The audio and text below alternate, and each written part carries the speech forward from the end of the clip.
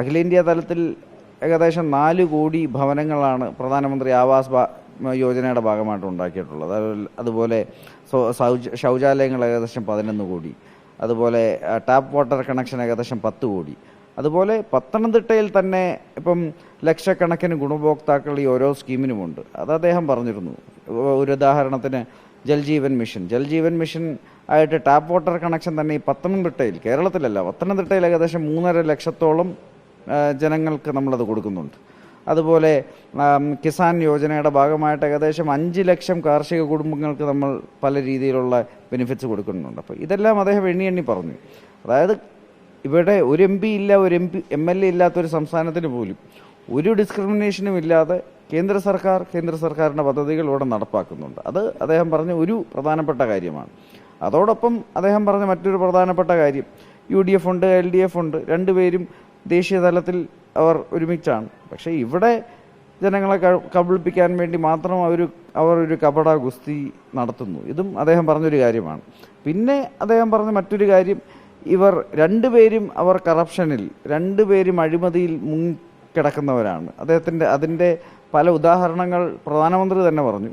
അതോടൊപ്പം അദ്ദേഹം പറഞ്ഞു ഇവിടെ വർഗീയത വർദ്ധിച്ചുകൊണ്ടിരിക്കുകയാണ്. ഇപ്പം ഭാരതീയ ജനതാ പാർട്ടിക്ക് ജാതിയും മതവും ഒന്നും ഇന്ന് നമ്മുടെ രാഷ്ട്രീയത്തിലില്ല, ഒരിക്കലും ഇല്ലായിരുന്നു. അത് നമ്മുടെ രാഷ്ട്രീയ എതിരാളികൾ പറഞ്ഞുകൊണ്ടിരിക്കുന്ന ഒരു കാര്യമാണ്. പക്ഷേ പ്രധാനമന്ത്രി എപ്പോഴും വളരെ വ്യക്തമായി പറയുന്നൊരു കാര്യമുണ്ട്. ഇന്നലെയും അദ്ദേഹത്തിൻ്റെ സ്പീച്ചിൽ അദ്ദേഹം പറഞ്ഞൊരു കാര്യമുണ്ട്. അപ്പം ഗരീബ് യുവ അന്നദാത നാരി, അതായത് ഇവിടുത്തെ മഹിളകൾ, ഇവിടുത്തെ യുവതി യുവാക്കൾ, ഇവിടുത്തെ കർഷകർ, ഇവിടുത്തെ പാവപ്പെട്ടവർ, ഈ 4 വിഭാഗത്തെ മുന്നോട്ട് കൊണ്ടുപോയി അവർക്ക് അവരുടെ സ്വപ്നങ്ങൾ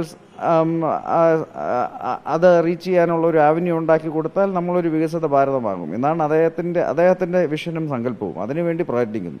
പക്ഷേ കേരളത്തിലായാലും ഇന്ത്യയിൽ എവിടെയായാലും ഈ പ്രതിപക്ഷത്തിരിക്കുന്ന പാർട്ടികൾ ഇവർ ചെയ്യുന്നത്, ഇവർ നമ്മുടെ സൊസൈറ്റിയെ ജാതിയുടെയും മതത്തിൻ്റെയും പേരിൽ വിഭജിക്കാൻ പിന്നെയും ശ്രമിച്ചുകൊണ്ടിരിക്കുകയാണ്. ഇപ്പോൾ രാഹുൽ ഗാന്ധി ഇന്ത്യയിൽ എല്ലായിടത്തും പോകുന്നു. എവിടെ പോകുമ്പോഴും അദ്ദേഹം ഒന്നിനെക്കുറിച്ചും സംസാരിക്കുന്നില്ല. ആകെപ്പാടെ അദ്ദേഹം സംസാരിക്കുന്ന ഈ കാസ്റ്റ് സെൻസസിനെ കുറിച്ചാണ്. ഇത് നല്ല ഉദ്ദേശത്തോടു കൂടിയല്ല. ഇവിടെ നമ്മുടെ സമൂഹത്തിലുള്ളവരെ ജാതിയുടെ പേരിൽ തമ്മിൽ തല്ലിക്കാൻ വേണ്ടി മാത്രമാണ് അദ്ദേഹം ഇത് പറഞ്ഞുകൊണ്ട് നടക്കുന്നത്.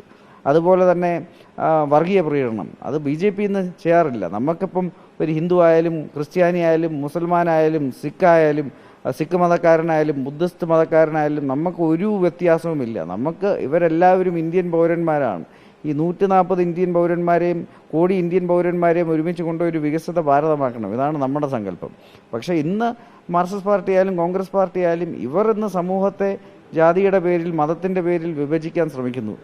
അതിനുവേണ്ടി അവർ പ്രീണന രാഷ്ട്രീയമാണ് നടത്തുന്നത്.